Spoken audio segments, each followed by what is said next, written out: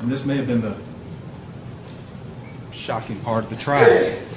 But we heard Dr. Walsh up here on the stand, and Dr. Walsh testified in support of his partner. Remember that? He said everything Dr. Walsh, he sat right up here. Everything Dr. Westerlund did was absolutely fine. Right way to treat a patient with a multi-level fusion who has a inability to swallow and no breathing problems. The right way to treat that patient, you just watch him. You just serially observe him. Well, doctor, has that always been your opinion? I asked him. He sort of looked at me kind of funny. He didn't really know it was coming. And I showed him the testimony he gave in Alabama. Same patient. There's a Sandy Williams in Alabama named John Crowley. Same patient, multi-level surgery, post-surgical hematoma in his neck. Comes in, and it's weird, comes in 2 days later, can't swallow, no breathing problems. So I asked Dr. Walsh, I showed him this testimony in Alabama. He's over here, he's 100 miles away, he's across the river up North Alabama. But just looking at this x-ray, I asked him. I didn't know that was the case. But just looking at this x-ray, this is the x-ray. He said, this is his testimony, under oath, just like here. The largest mass in the neck I've ever seen. You've got to be worried that this is going to go south at any moment.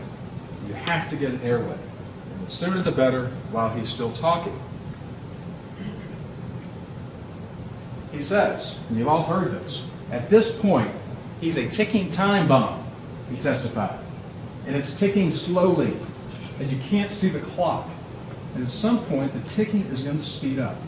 And when it speeds up, you've got a matter of minutes. And you'd rather get this bomb diffused while it's ticking slowly, before the ticking picks up, and it crashes or explodes. This is what he testified to. We said, you remember I almost suspected he was anticipating that, because he was sort of like, well, every patient's different, every patient's different. Well, he was asked about a specific patient when he was in Alabama. And he was asked specifically about Sandy. Now, this is his trial testimony. Remember, he testified twice. He testified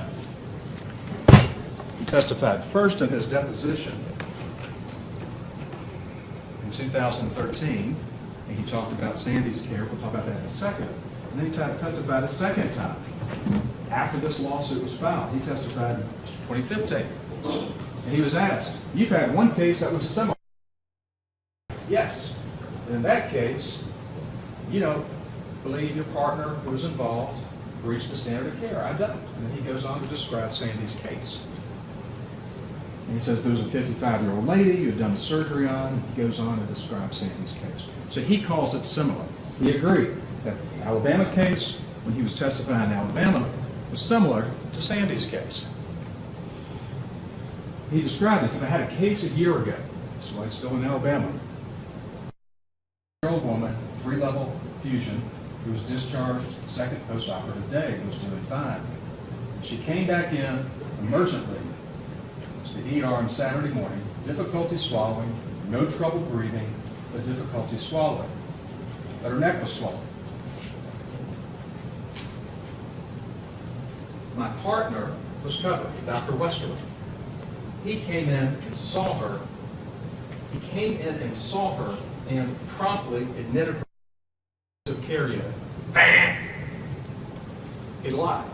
He lied in Alabama. He lied. This is not what happened. But he's protecting his partner. He's protecting his partner, putting the truth on the back burner.